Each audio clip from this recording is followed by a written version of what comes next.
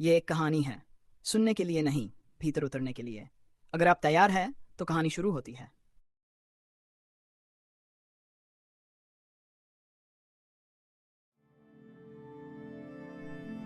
कहानी रब्बी अकीवा और भरोसे की सीख। बच्चों, आज मैं तुम्हें एक बहुत सुंदर और सीखने वाली कहानी सुनाने जा रहा हूँ। ध्यान से सुनना। बहुत समय पहले की बात है। एक महान गुरु थे जिनका नाम था रब्बी अकीवा। हर साल रब्बी अकीवा एक शहर से दूसरे शहर जाते थे।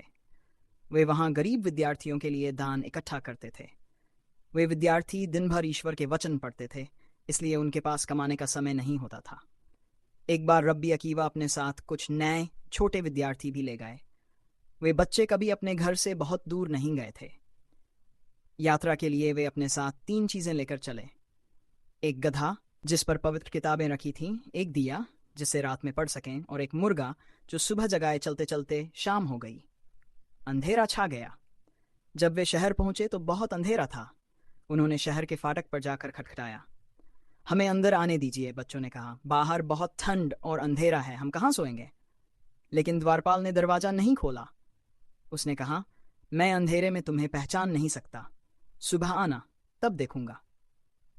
बच्चों को बहुत बुरा लगा। वे शिकायत करने लगे, लेकिन रब्बी अकीवा शांत थे। उन्होंने कहा, ओपन कोट, चिंता मत करो मेरे बच्चों। जो कुछ भी ईश्वर करता है वह हमारे भले के लिए करता है। हम पास के खेत में सो जाएंगे। Close coat. वे खेत में चले गए। वहां घास थी गधे के लिए खाने को।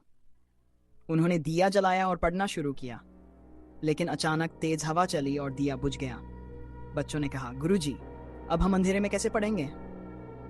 रब्बी अकीवा बोले, ओपन कोट, अंधेरे से मत डरो। जो कुछ भी ईश्वर करता है वह हमारे भले के लिए करता है।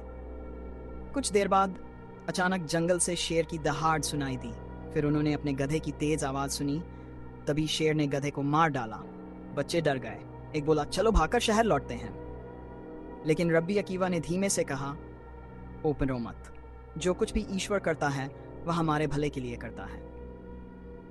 Close quote. थोड़ी देर बाद एक जंगली बिल्ली आई और उसने मुर्गे को मार डाला। बच्चे कांपने लगे। अब तो हम भी मारे जाएंगे, कीवा बोले। ओपन कोट, चुप रहो, लेट जाओ। ईश्वर हमारा रखवाला है, वह हमें नहीं भूलेगा। Close quote. रात बहुत डरावनी थी, लेकिन धीरे धीरे अंधेरा छंटने लगा। आसमान काला से गुलाबी और फिर नीला हो गया। सूरज निकल आया। सुबह हो गई। रब्बी अकीवा ने कहा, ओपन कोट, उठो मेरे बच्चों। नया दिन आया है और हर नया दिन एक नया अवसर लाता है। तभी उन्होंने देखा, वही द्वारपाल दौड़ता हुआ आ रहा था। वह बहुत डरा हुआ था। उसने कहा, रात में डाकू शहर में घुस आए। उन्होंने सब लोगों को पकड़ लिया, सिर्फ मैं बच पाया। बच्चों के मुंह खुले रह गए। तब रब्बी अकीवा ने कहा, ओपन कोट, अब समझे, अगर हमें शहर में घुसने दिया गया होता तो आज हम गुलाम होते। Open coat.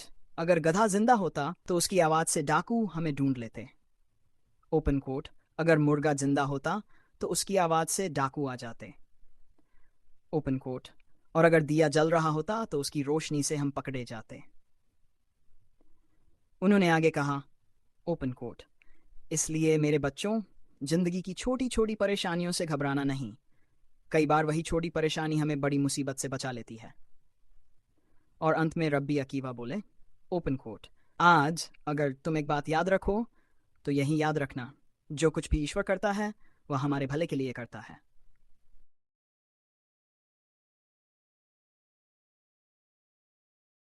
सुनने वालों के लिए ये कहानियाँ सिर्फ सुनाने के लिए नहीं हैं।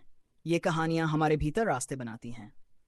जब हम इन्हें सुनते हैं तो ये हमारे जीवन की कहानियाँ नहीं रहती। ये हमारे भीतर के पथ बन जाती हैं। धीरे धीरे, बिना शोर किए, ये भीतर ही भीतर एक रोशनी जलाती हैं। कुछ लोग इसे मशाल कहते हैं, कुछ इसे अंतर की लौ। नाम कोई भी हो, ये रोशनी दिखाने के लिए नहीं, चलने के लिए होती है। अगर आप बड़े हैं और आपने इन कहानियों को सुनकर भीतर कुछ हल्का सा हिलते महसूस किया है, तो समझिए ये कहानियां आपके लिए भी हैं। और अगर आपके आसपास बच्चे हैं तो ये कहानियां उन तक पहुंचना और भी ज़रूरी है। बच्चों को समझाने के लिए नहीं, उपदेश देने के लिए नहीं, बस साथ बैठकर सुनने के लिए। आप चाहे तो इन्हें खुद सुनाइए। आप चाहे तो इनका रास्ता दिखा दीजिए। अभी नहीं तो कभी बाद में, जब मन कहे तब। क्योंकि जो कहानियां भीतर रोशनी जलाती हैं उन्हें जल्दी नहीं होती।